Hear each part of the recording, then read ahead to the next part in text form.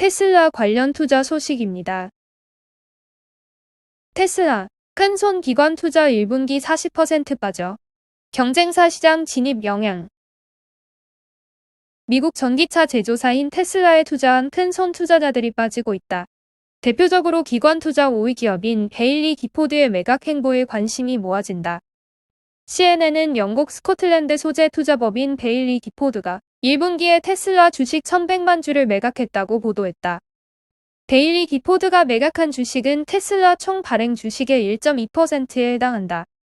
이번 매각으로 베일리 기포드의 테슬라 보유 지분은 지난해 12월 31일 기준 40% 감소했다. 관련 업계에서는 베일리 기포드가 2분기 연속 보유한 테슬라 지분을 매각했다는 점에 주목하고 있다. 이 회사는 지난해 마지막 3분기에만 740만 주를 매각했으며 이는 9월 말 이후 보유하고 있던 테슬라 지분의 절반 이상을 매각했다는 뜻이기도 하다. 베일리 기포드는 여전히 테슬라 주식의 1.7%를 소유하고 있으며 기관 투자자 순위로는 5위다. 베일리 기포드는 테슬라 주식 매각 결정에 대한 CNN의 논평 요청에 응답하지 않았다. 주식이 팔린 가격과 날짜도 공개하지 않았다. 테슬라는 지난 1월 26일 주당 883달러를 찍으며 사상 최고치를 기록했다. 이후로 회사 주가는 25% 이상 하락하며 약세를 이어갔다. 테슬라는 지난해 743% 상승하며 최고 실적을 견인한 주식이기도 하다. 시장 가치도 세계에서 가장 큰 6개 자동차 제조업체를 합친 가치를 뛰어넘는다. 테슬라 측은 작년에 50만 대를 판매했으며 올해 75만 대 이상을 판매할 것이다. 연간 약 50% 이상 판매량을 늘릴 것이라는 계획을 밝혔다. 테슬라는 유럽 서비스를 위해 베를린과 텍사스 오스틴 근처에 2개의 새로운 조립 공장을 건설 중이다. 경쟁사의 시장 진입도 주가 하락의 중요한 요소로 꼽힌다. 폭스바겐과 GM과 같은 기존 자동차 제조업체들도 전기 자동차 생산에 큰 힘을 쏟고 있다. 점점 까다로워지는 환경 규제를 충족하고 소비자의 수요 증가에 발맞추는 경쟁사의 움직임이 테슬라 차량의 파이를 가져간다는 분석이 나온다. 테슬라 관련 투자 소식입니다. 도지코인 찬양했던 머스크. 이번엔 필수 자금 투자하면 안 된다. 미국 전기차 업체 테슬라의 일론 머스크 최고 경영자가 암호화폐 투자에 주의를 기울이라고 당부했다.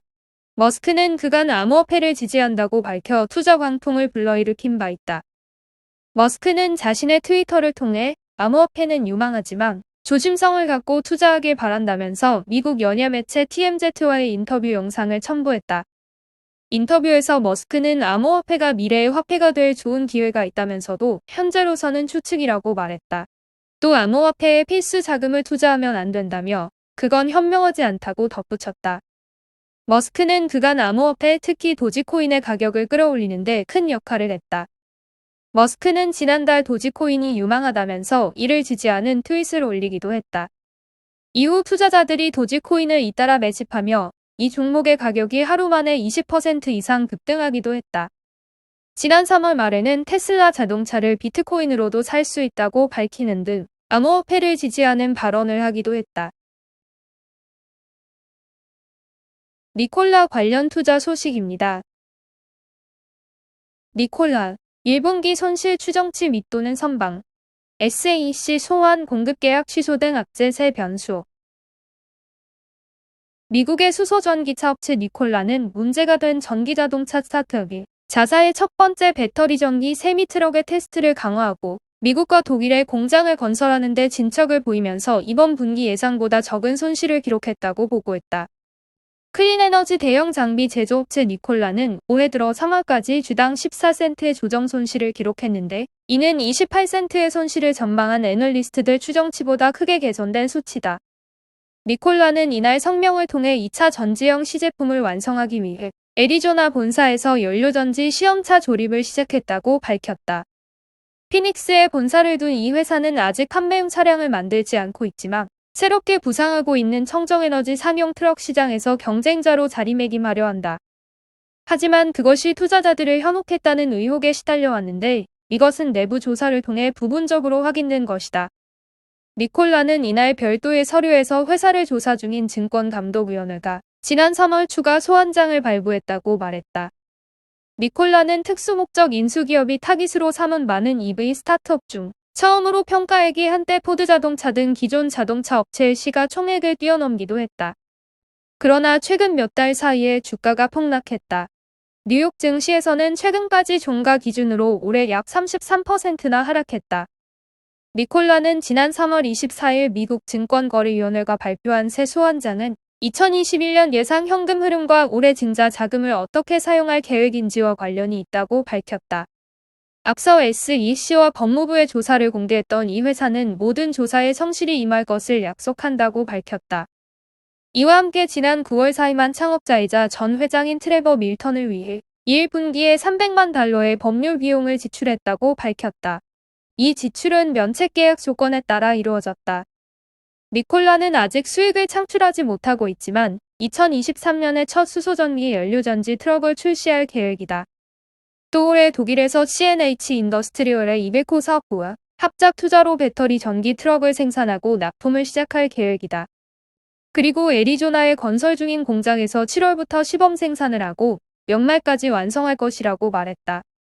니콜라의 최고 경영자인 마크 러셀은 성명에서 우리는 니콜라 트랩 BEV의 시운전 및 검증에 계속 성공했으며 독일 울른과 애리조나주 클리지 공장 건설을 거의 완료했다고 말했다.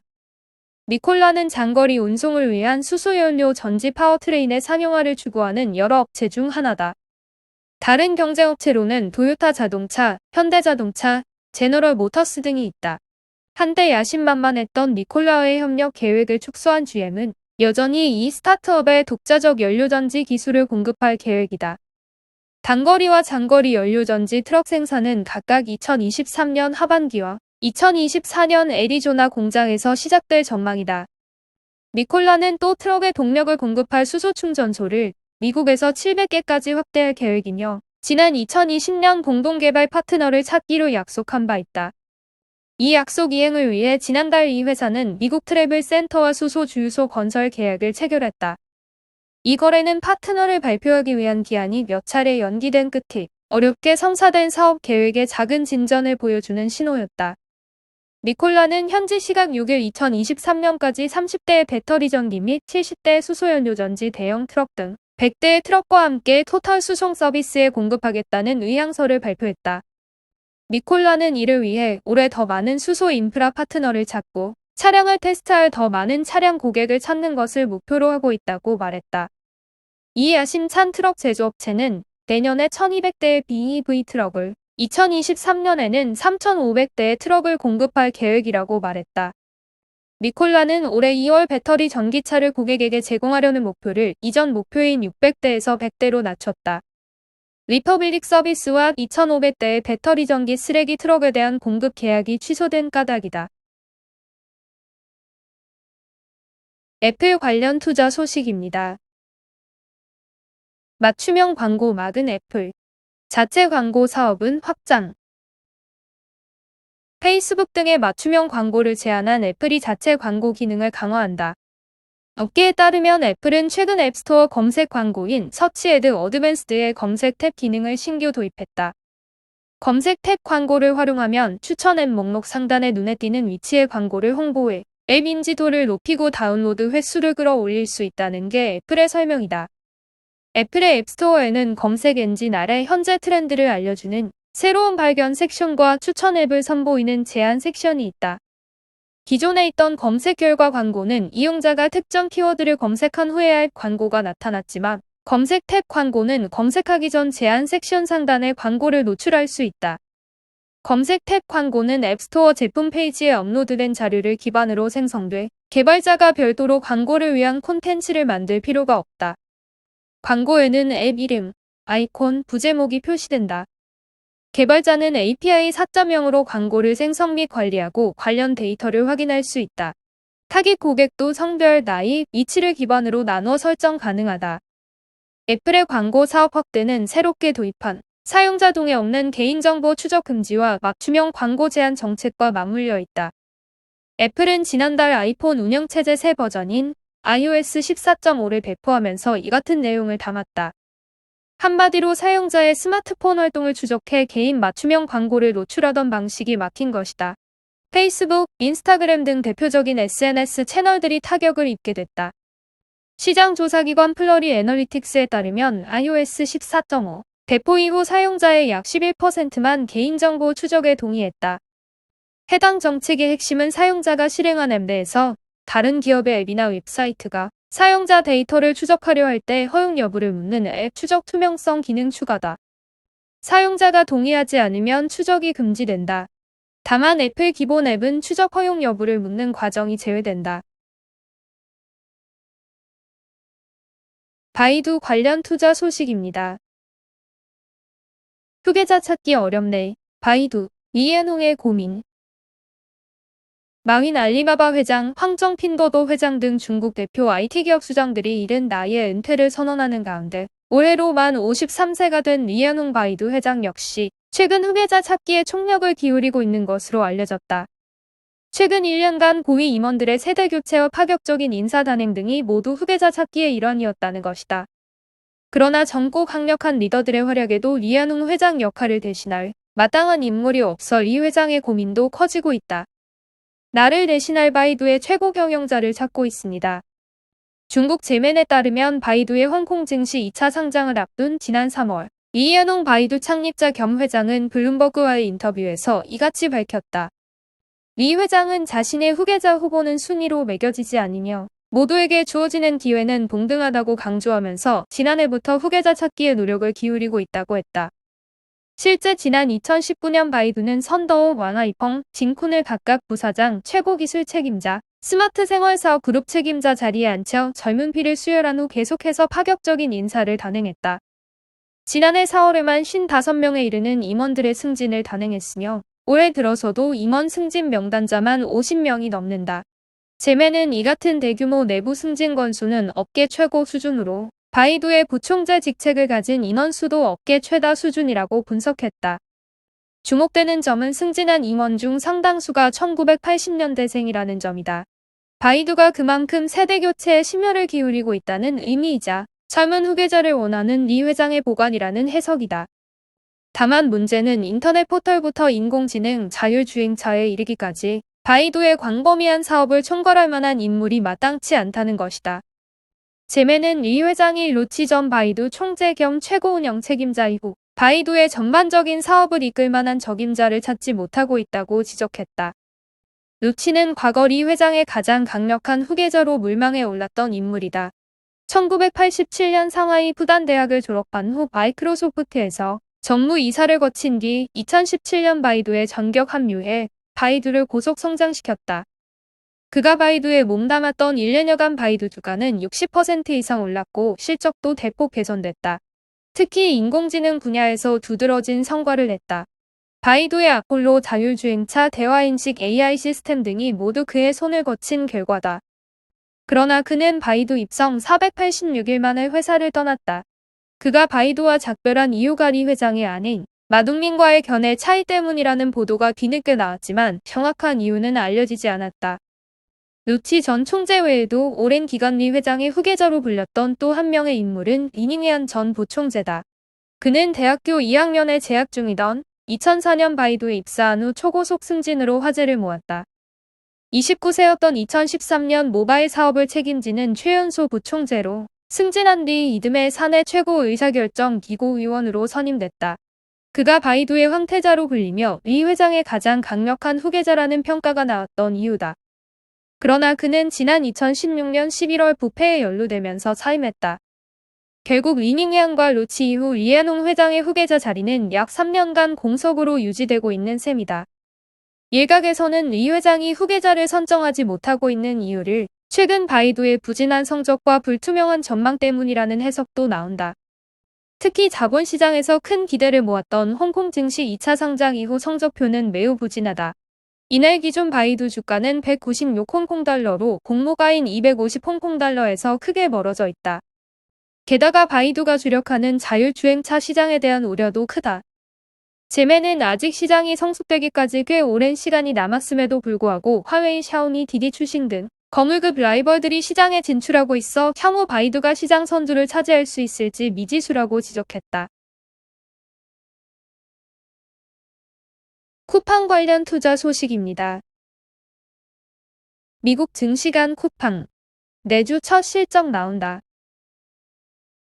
업계에 따르면 쿠팡의 대주주 쿠팡 INC는 오는 12일장 마감 직후 1분기 실적을 발표할 예정이다. 현지 시간으로 오후 5시 30분 분기 실적이 게시된다. 지난 3월 뉴욕 증권거래소 상장 이후 2달 만에 내놓는 결산 실적이다. 쿠팡은 중국 알리바바 이후 최대 몸값을 인정받고 뉴욕 증시로 갔다. 현지 증권사 애널리스트들이 관측한 쿠팡 1분기 매출은 42억 9천만 달러로 알려졌다. 지난해 1분기 매출은 24억 1,300만 달러였다. 업계가 추산한 작년 쿠팡의 연간 거래액은 21조 원이다. 전체 온라인 거래액 161조 원의 13%에 해당하는 규모다. 통계청이 집계한 올해 1분기 온라인 거래액은 약 45조 원 규모다. 작년과 동일한 수준의 점유율을 기록했다고 가정할 때 쿠팡의 1분기 거래액은 6조에서 7조 원으로 예상된다. JP모건은 최근 낸 보고서에서 쿠팡은 물류 인프라에 대한 우수한 사용자 경험을 바탕으로 한국에서 선도적인 전자상거래 지위에 있다며 쿠팡의 거래액은 2025년에는 720억 달러에 달할 것이라고 언급했다.